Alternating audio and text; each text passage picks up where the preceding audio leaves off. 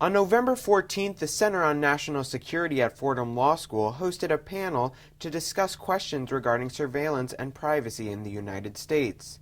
The session, titled "They're Watching Us, So What?", aimed to address the questions on many citizens' minds after recent revelations regarding NSA spying practices.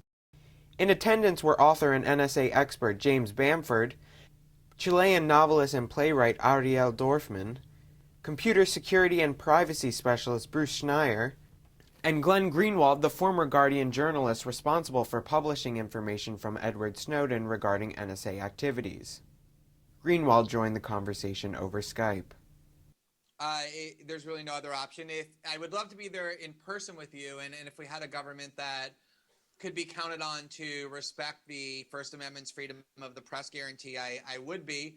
But we don't, and so I'm not. Despite the sometimes depressing subject matter, panelists ensured a mix of both light and serious talking points. Forward.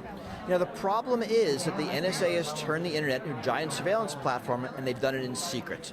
The Snowden documents have made this public, and now it's up to us, the citizens of the United States, to decide what to do about it.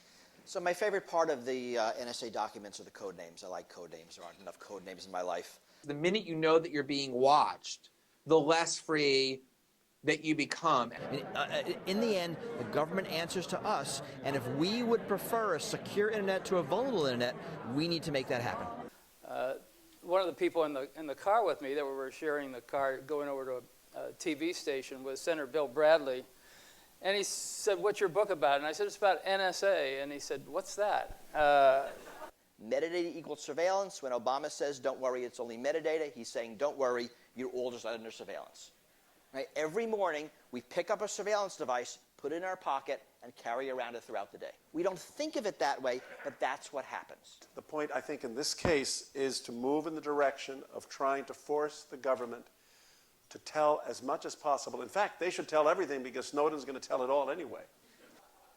Originally, the old joke was that NSA stood for no such agency or never say anything. I talked to a few people up there now, and they're starting to say, well, now it stands for not secret anymore. While not all agreed, some of the panelists saw the opportunity for reform. I'm optimistic, but not short-term optimistic. Right now, I don't think we're going to win the "stop doing this" debate.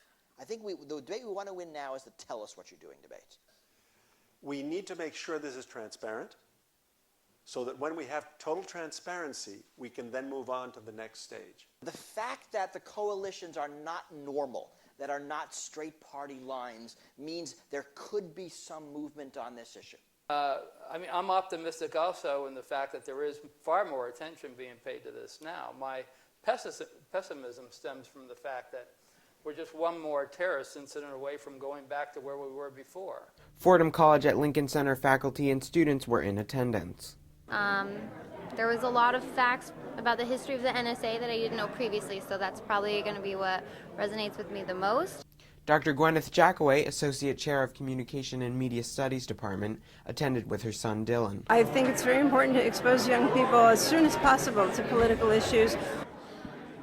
Well, I can sort of understand why the government would want to do this stuff, but they're doing it in all the wrong ways, like whether it's at an airport with security stuff, or it's just like they're searching for keywords on Facebook. I'm both terrified and hopeful all at the same time. One of the main arguments of my freedom of expression class is that Americans are fundamentally ambivalent about free speech and about civil liberties in general. I think we love the concept of them, but as we're hearing, as soon as we get afraid, or as we've also discussed in class, when we get angry, or if we feel threatened, or if we feel that things we believe in are being challenged, we seem surprisingly willing to give up civil liberties. We're fortunate to be able to gather in public to discuss these things, and I think that there's a real danger that there may come a time when we won't be allowed to gather in public. And so we need to show up, and we need to be brave enough to keep sharing and posting and helping our fellow citizens be brave as well, because as we heard tonight, courage is as contagious as fear, and we have to choose courage. Ian McKenna and Tavi Wu, The Observer.